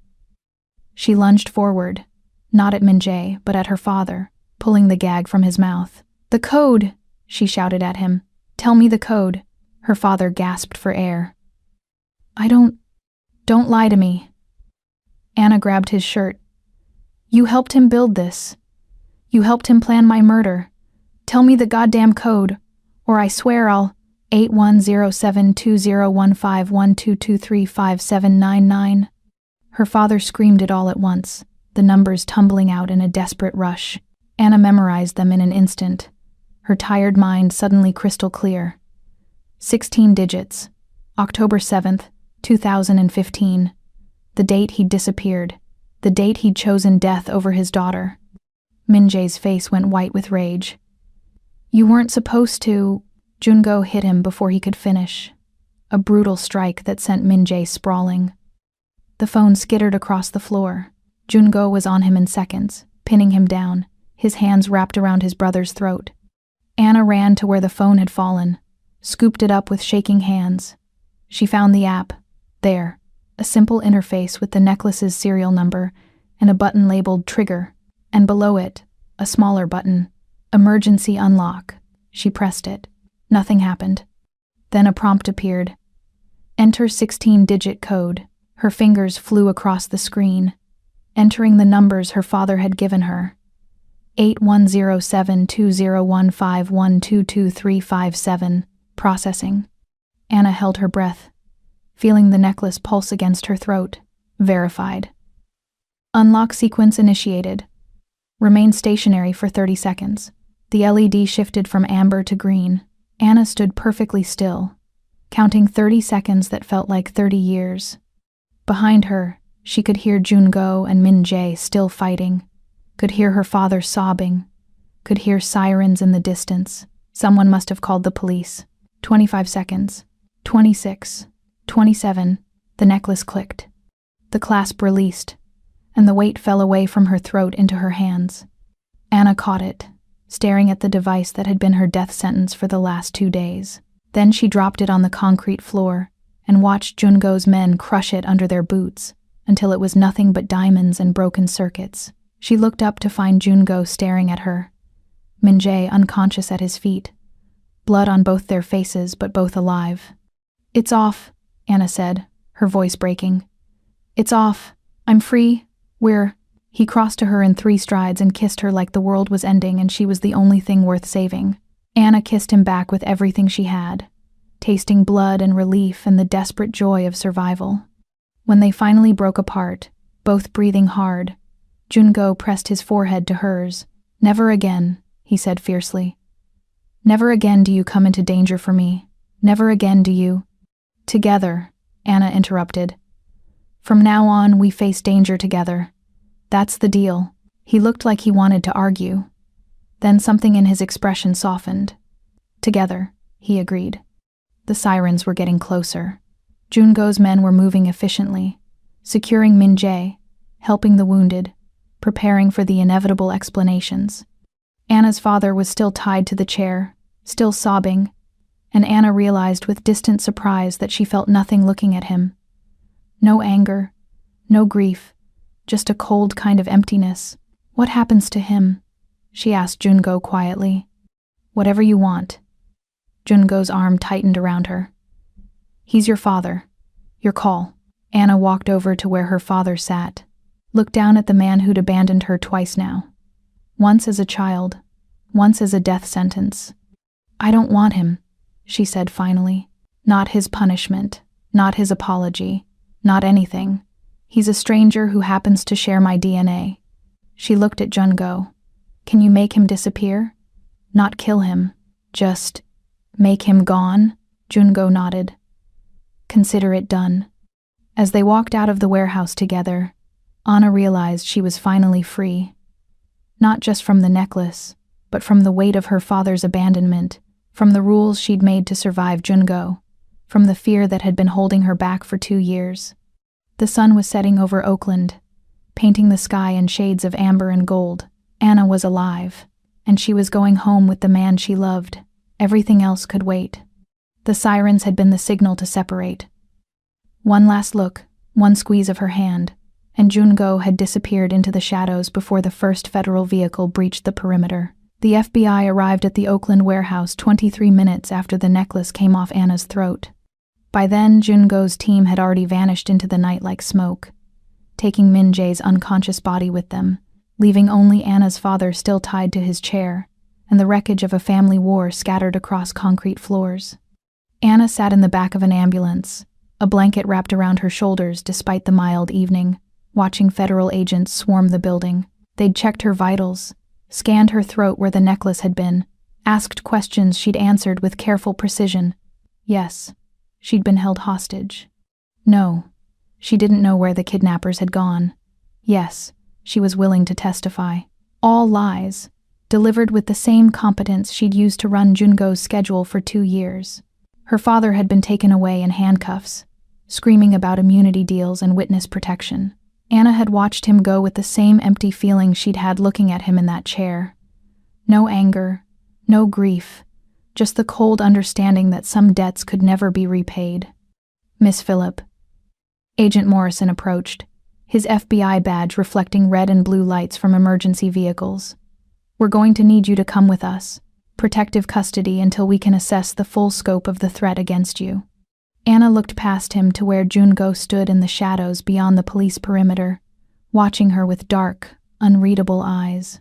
He was covered in blood, his own and Min-jae's, but he stood like a king surveying conquered territory, unbowed despite his injuries.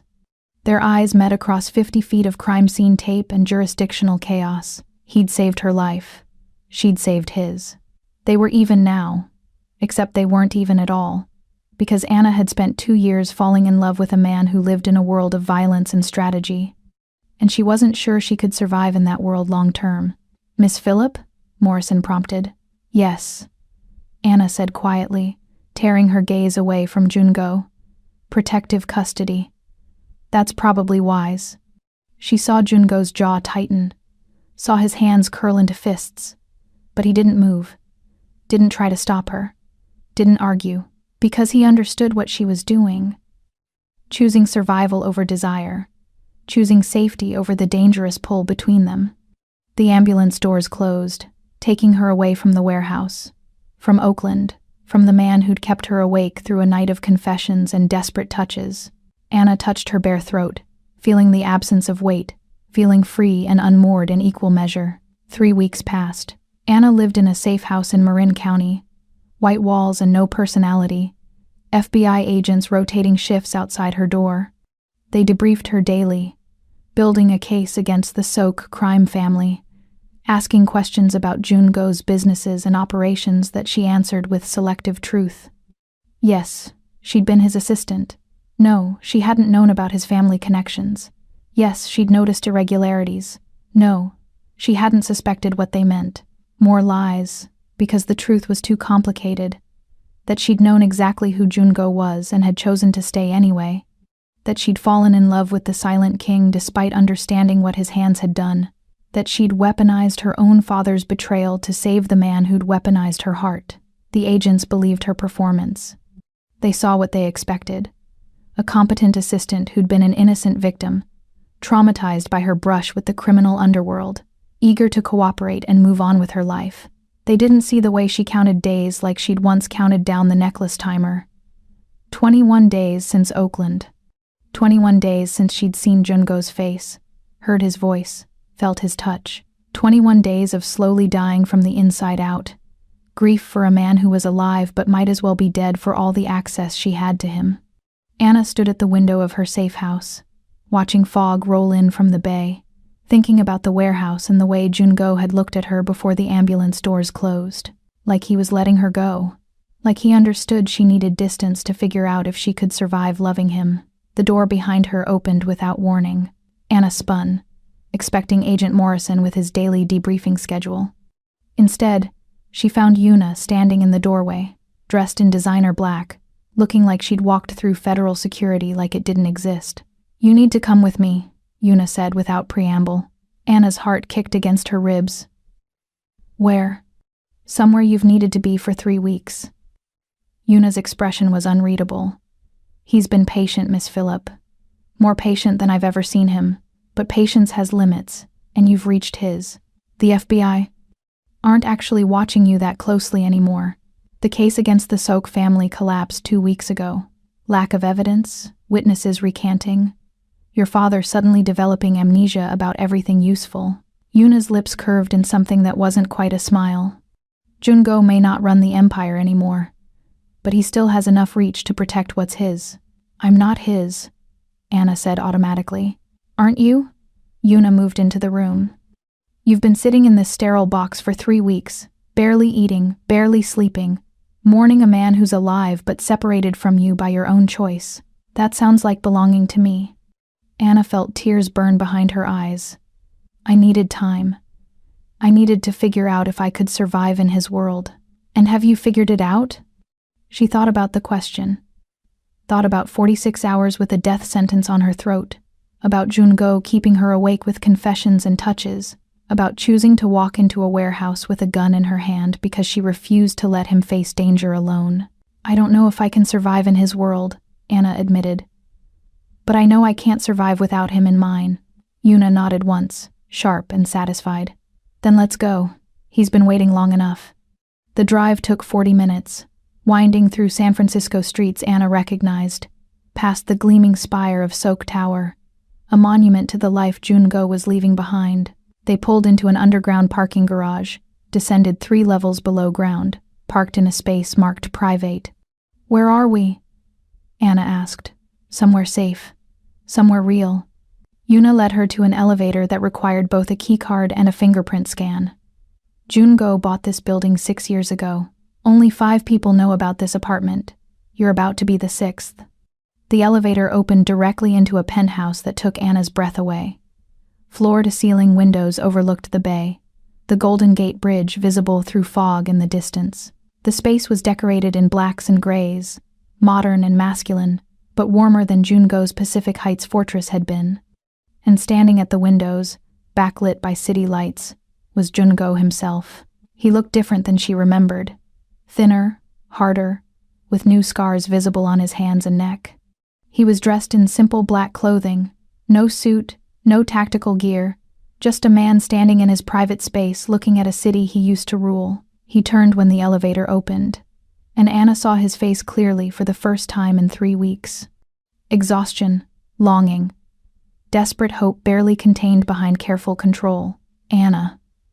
Just her name, but it sounded like a prayer. Una slipped back into the elevator without a word, the doors closing behind her, leaving them alone. Anna stood frozen, drinking in the sight of him, cataloging changes, the scar above his left eyebrow, the way he held himself, like his ribs still hurt, the way his hands trembled slightly before he curled them into fists. "You look terrible," she said finally. A ghost of a smile touched his lips. "You look like you haven't been sleeping." "I haven't." Anna moved into the space, each step feeling monumental.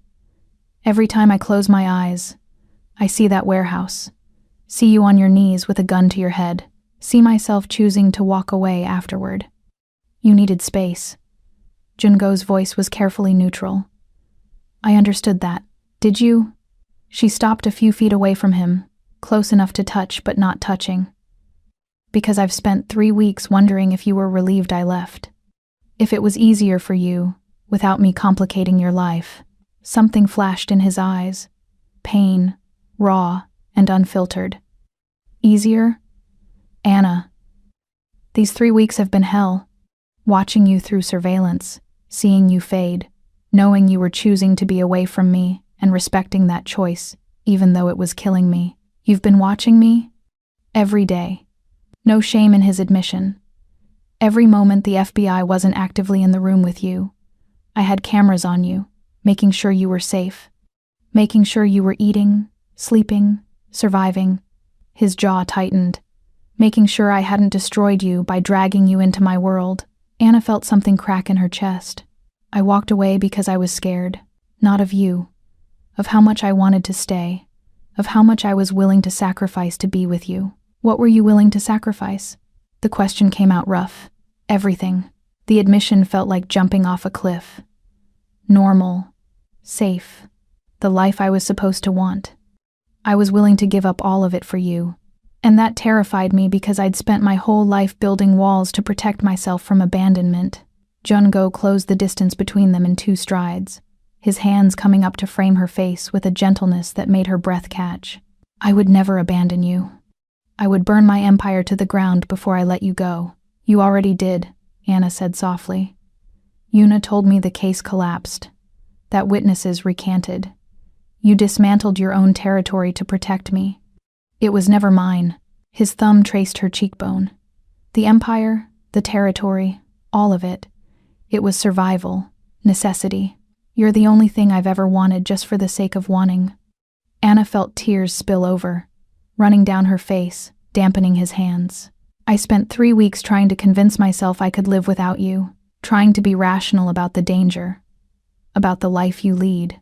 And," his voice was barely a whisper, "and I can't." She grabbed his shirt, pulling him closer. "I can't live without you.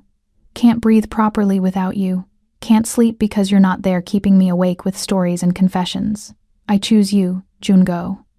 I choose the danger and the violence and the complicated life, because the alternative is dying slowly from missing you." He kissed her like a drowning man finding air, desperate and consuming. Anna kissed him back with 3 weeks of longing and grief and desperate relief, tasting salt from her tears and something that might have been his own. When they finally broke apart, both breathing hard, Jungo pressed his forehead to hers. "I have something for you," he said roughly. "Something I should have given you before the necklace, before the warehouse, before I let you walk away." He reached into his pocket and produced a small black box. Anna's heart stuttered as he opened it, revealing not diamonds or gold, but a simple platinum band etched with tiny characters she recognized as Korean. "What does it say?" she asked. "No locks, just promises." Jungo took the ring from the box. "It means you're free to leave whenever you want, free to choose a different life. But if you stay, if you choose me, it's because you want to, not because you're trapped." Anna looked at the ring, at the man holding it, at the future she'd been running from for 3 weeks. "Put it on," she said quietly. Jungo's hands shook as he slipped the ring onto her finger. It fit perfectly, the metal warm against her skin, so different from the cold diamonds that had counted down her mortality. "I love you," he said. "I should have said it in the warehouse, in the bunker, every day, for 2 years. But I love you, Anna Phillip, enough to let you go, enough to dismantle an empire to keep you safe, enough to wait 3 weeks hoping you'd come back. I love you too." Anna pulled him down to her. "And I'm done running, done pretending I want safe and normal. I want you, Jungo, all of you, the violence and the scars and the dangerous world you live in. Then stay." His arms wrapped around her, holding her like he could fuse them together through sheer force of will. "Stay with me, build something new, figure out who we are without death hanging over us." "Yes," Anna whispered against his throat. "Yes to all of it." They stood like that for a long moment. 2 broken people holding each other together, choosing each other despite all the logical reasons not to. Finally, Jungo pulled back enough to look at her. "I have a plan, if you're interested. Always interested in your plans." His lips curved in that rare, genuine smile that still made her heart skip. 6 months from now, Paris. A fresh start where the Soak name means nothing, and we're just 2 people trying to be normal. "We'll never be normal," Anna said. "Then we'll be extraordinarily abnormal together." He kissed her forehead. "What do you say?" Anna thought about it, about freedom, about starting over, about building a future on foundations of choice rather than necessity. "Paris," she agreed. 6 months. "And Jungo?" "Yes? Don't make me wait that long to take me to bed. I've been awake for 3 weeks missing you." Heat flared in his eyes, dark and promising. "Then let me remedy that." He lifted her easily despite his healing injuries, carrying her toward a bedroom she hadn't seen yet, toward a future they'd build together one choice at a time. Behind them, San Francisco glittered through floor-to-ceiling windows. The city they'd bled for, the empire Jungo had dismantled, the past they were choosing to leave behind. Tomorrow would bring new challenges. But tonight, they had each other, and that was enough. 6 months later, Paris welcomed them with rain and gray skies that reminded Anna of San Francisco fog.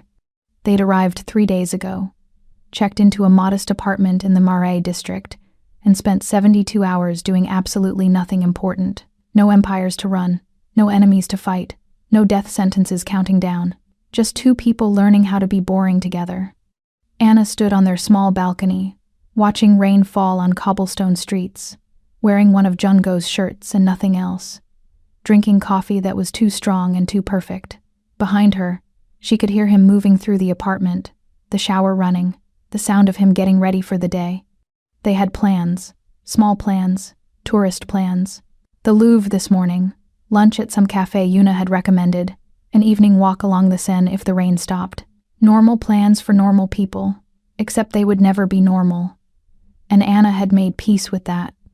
The shower shut off. Minutes later, Jungo joined her on the balcony, dressed in jeans and a simple black sweater, his hair still damp, looking nothing like the Silent King, and everything like the man she'd fallen in love with. "You're going to freeze," he said, wrapping his arms around her from behind, sharing his warmth. "I'm from New York. This is nothing," but she leaned back into him anyway, feeling solid and safe and real. "Liar. You're shivering. Then warm me up." His lips found the curve of her neck, and Anna felt heat flood through her that had nothing to do with temperature. 6 months of this, of learning each other without death hanging over them, of building intimacy in the spaces between danger, of choosing each other every morning without obligation or strategy. "I have something for you," Jungo murmured against her skin. Anna smiled. "You've already given me Paris. This is different." He released her long enough to pull a small envelope from his pocket. "Open it." Anna turned to face him, studying the envelope. It was plain white, no markings, sealed with wax that bore the impression of a dragon. The Soak family seal. "What is this?" she asked carefully. "Open it," he repeated. She broke the seal, pulled out a single piece of paper. Legal documents, dense with text she had to read twice to understand. Is this... Her voice caught. Jungo, is this what I think it is? Abdication papers. His dark eyes watched her carefully. Signed by every remaining member of the Sok family council. I'm officially exiled. No territory, no claim, no right to return to San Francisco or involve myself in family business ever again. Anna stared at the document, feeling the weight of it. You gave up everything. I gave up nothing that mattered. He took the paper from her hands, set it aside, and pulled her close. The empire was my father's dream, then my burden. It was never mine by choice. You are my choice, Anna. Every day, every moment. Paris is my choice. This life is my choice. What about Min Jae? They hadn't spoken his name in months, hadn't mentioned the brother who'd tried to kill them both. Exiled to Thailand under watch. If he tries to leave, if he tries to contact anyone in the family, the authorities there have been paid to make his life very difficult. Jungo's expression was cold. He's alive because you asked me not to kill him. He's forgotten because he's not worth remembering. Anna touched his face, feeling the scars there, the evidence of violence that would always be part of him. No regrets? About leaving? None. He caught her hand, pressed a kiss to her palm. About dragging you into that world in the first place? Every day, but you're here. So I'm choosing to see it as fate, rather than mistake. Very romantic. I'm working on it. His lips curved. Yuna says I need to read more poetry, be more expressive. Yuna has opinions about our relationship. Yuna has opinions about everything. Jungo guided Anna back inside, away from the rain and cold. She's in Tokyo now, consulting for a pharmaceutical company. Legitimate work, she claims, though I have my doubts. And Kenji? Still in San Francisco, still running tech security for what's left of the business. We talk once a week. He asks about you every time. Jungo pulled her down onto the couch, arranging her in his lap with casual possession. Everyone asks about you. Wants to know if you're happy, if you're safe, if I'm treating you right. Anna felt warmth bloom in her chest. And what do you tell them? That you're terrifying and stubborn and probably too good for me. But somehow I convinced you to stay anyway. He touched the ring on her finger, the platinum band she'd worn for 6 months, never removing it even to shower. That I'm the luckiest bastard in Paris. Flattery will get you everywhere. I'm counting on it. His hand slid under the shirt she was wearing. His shirt, his palm warm against her skin. We have 2 hours before we need to leave for the Louvre. 2 hours, Anna repeated, feeling heat build between them. Whatever will we do with that time? Jungo answered by kissing her, slow and deep and full of promise. Anna kissed him back, tasting coffee and 6 months of learning how to love without fear, how to touch without counting minutes, how to build a future from the ashes of the past. When they finally broke apart, both breathing hard, Jungo rested his forehead against hers. Thank you, he said quietly. For what? For choosing me, for staying, for walking into that warehouse 6 months ago instead of running away. His hand found hers, their fingers interlacing, for seeing the man underneath the king and deciding he was worth keeping. Anna thought about the woman she'd been 2 years ago, walking into Sok Tech with a taped-together portfolio and desperate ambition. She'd been so careful then, so controlled, building walls around her heart to protect herself from abandonment.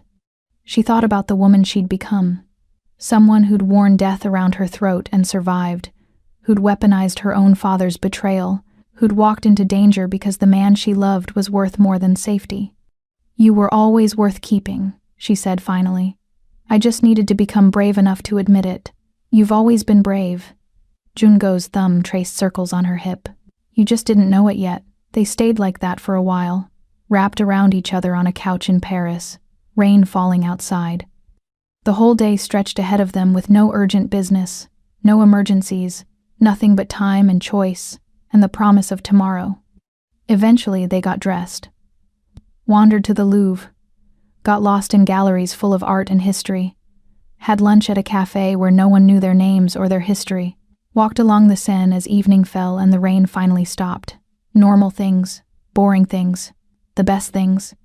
That night, back in their apartment, Anna stood at the window watching Paris come alive with lights. Jungo joined her, wrapping his arms around her waist, his chin resting on her shoulder. "Happy?" he asked quietly. Anna thought about the question, thought about everything they'd survived to get here. The necklace, the warehouse, the 3 weeks of separation, the choice to build something new. "Yes," she said simply. "I'm happy." "Good." He pressed a kiss to her temple. "Because I have another surprise for you," Anna groaned. "More surprises?"